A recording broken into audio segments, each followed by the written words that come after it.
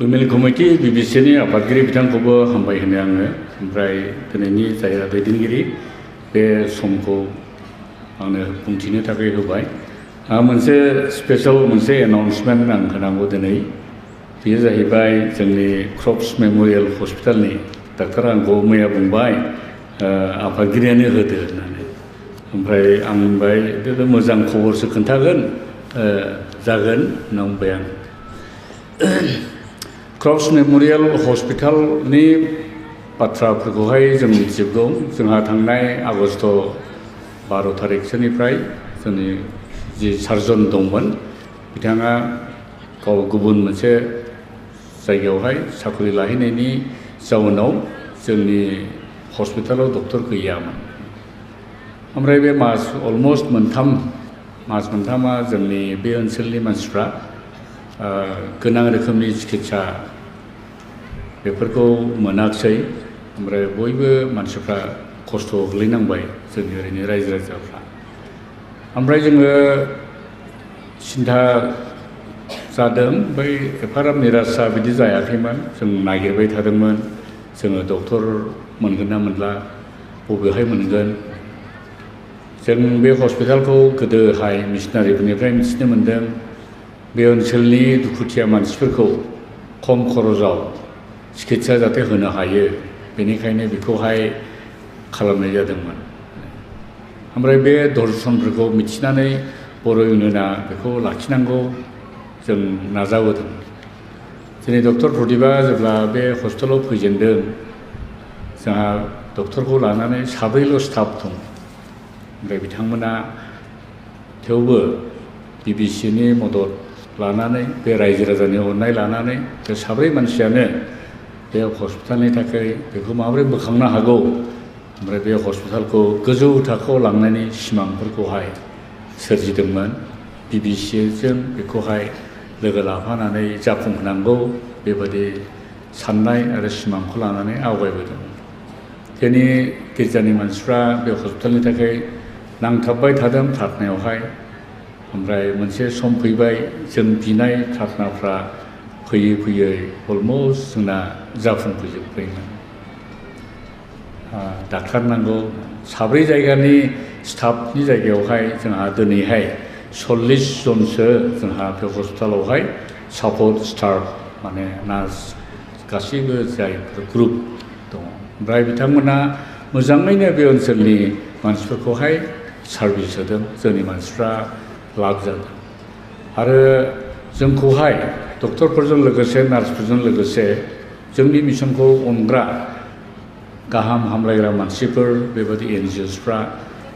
बेबायदि गभर्नमेन्ट एजेन्सिफ्रा बिसोरनि मानसिफ्रा जोंखौ मदद होनानै माखासे रांखावरिनि गेजेरजों जोंनि हस्पिटालखौ डेभेलप खालामनायावहाय रोखोमै जोंखौहाय मदद होबोदों जों बेफोरखौ खोन्थाबोदों जेब्ला जों खोन्थानांगौ जायो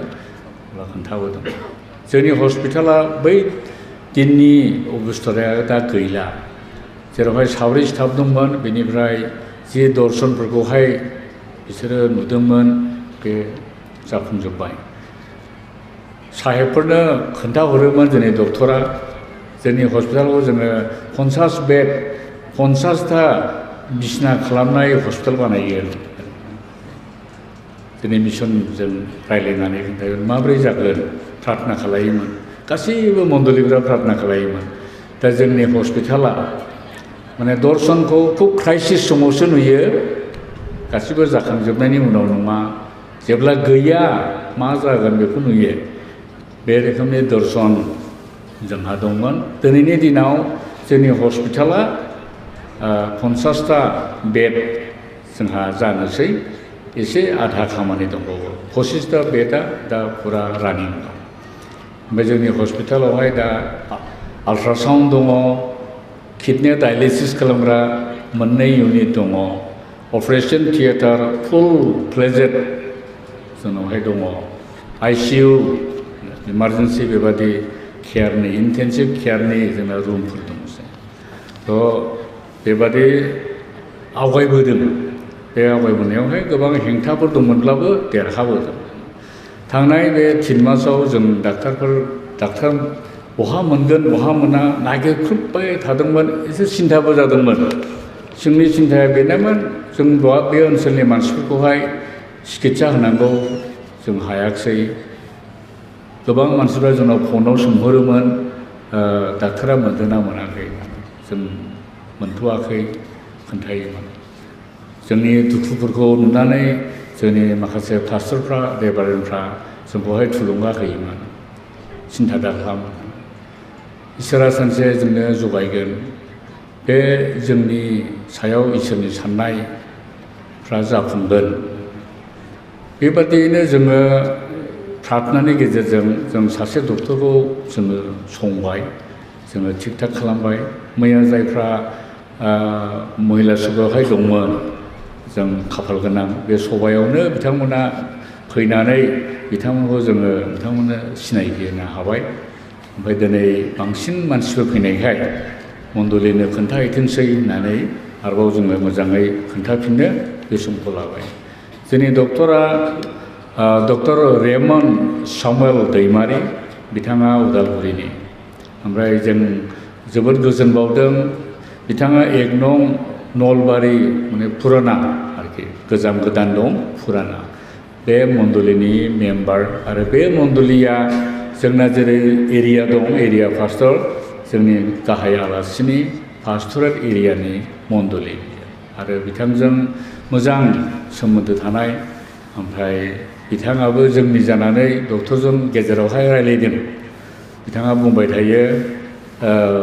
बिबिसिया बिदा बिबिसिया जोंना फंबाय ओमफ्राय बिदा फंबायनि मोनसे कनसार्न सानलाय हलायनायफोरखौ जों एक्सचेन्ज खालामो जोंनि सिन्थायाव बिथांमोनाबो सिन्था जाफायो ओमफ्राय डाक्टारखौ बिथाङा बुंदों हायोब्ला नों हेल्प होनो हायोब्ला बिराद मोजां जागौ बिथांमोननिबो बुंदेरनाय गाहाम हामलायनाय बयनिबो आरजनि उनावहाय जोङो बे डाक्टारखौ जोङो मोनबाय फैगोन 1 तारिखनिफ्राय बिथाङा जोंनि हस्पिटालावहाय जिरायसिगोन प्रथम सानथाम सानब्रैसो बा जोंनि 1 सप्ताहसोआ बिथाङा एसे गुवाहाटीयाव थांलाय फैलाय एसे खालामनांगोन गथ'फोरनि ट्रेन्सफारनि थाखाय माखासे खामानि दङ जोंनि डक्टरा फैनाय लोगो लोगोनो माखासे सार्जिकेल खामानि बेबादि खामानिफ्रा जासिगोन लं एक्सपिरियेन्स गोनां सासे डक्टर बियो लुधियानायावहाय भेलरजों लोब्बा थानाय मोनसे कलेजनिफ्राय बियो MBBS खालामदों आरो बिथांनि सिभिफोरखौहाय जों नायदों बिभिन्न हस्पिटालावहाय गिदिर गिदिर हस्पिटालाव थानानै बियो गिदिर गिदिर बेबादि केसफोरखौहाय अपारेशनफोरखौहाय बिथाङा हेन्डेल खालामदों बिथाङा दैमारि उदालगुरि थिङैनि जाबाय आरो एकदम जोंनि बाप्टिस्ट फेमिलि ओमफ्राय हिन्जावा बिनिया केरेलियानमोन हिन्जावाबो गोजौ थाखोआवहाय खामानि मावग्रा मोनसे आसाम केन्सार केयार फराम मोनसे दङ आसामावहाय बेनि बिफानाव बिथाङा सेक्रेटारि बिबान मावनाय ओमफ्राय आसामनि चिफ मिनिस्टारा बे बिफाननि चेयारमेन बिथाङाबो